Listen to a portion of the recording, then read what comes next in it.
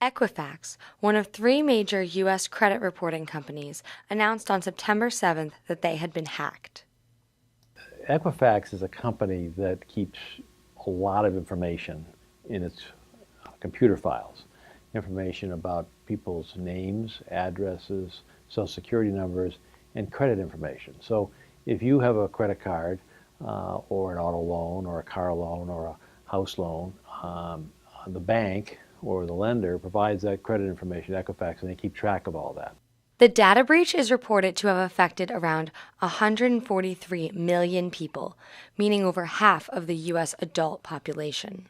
An interesting way to think about this problem is pretend that you think somebody broke into your house. And if you thought somebody broke into your house, what would you do? Well, the first thing you do is look around, see if you see anybody. So in this case, looking around means check your bank statement, check your credit card statement, go online, check any of your debt statements, your credit cards, bank account statements, to see if there's any unusual activity. So that's checking around the house.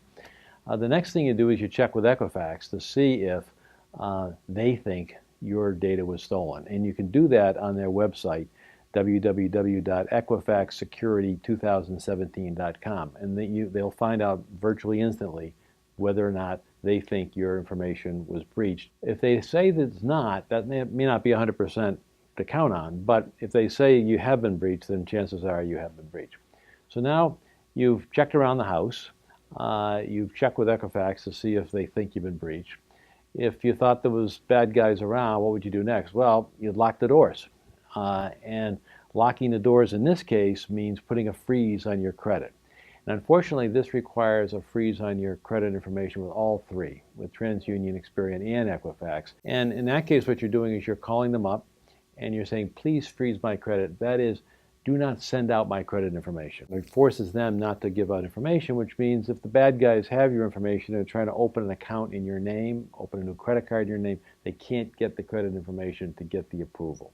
So you've now locked the doors of your house. Is it foolproof? No, but it's pretty good.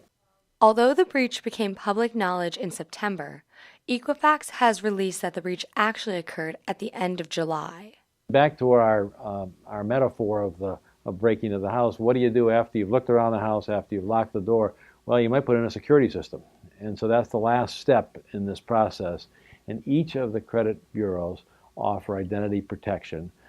They charge for it. Equifax is giving it away for a year now. You may or may not feel comfortable using Equifax, but my guess is they're going to work pretty hard to try to get this right. And so that way, if somebody does do something, if they break through the freezes, if they break through the door, and they get in the house, you'll at least find out about it. Mahoney suggests that keeping vigilant over your credit is key, and that if you do notice abnormal activity, to go to your local bank for assistance.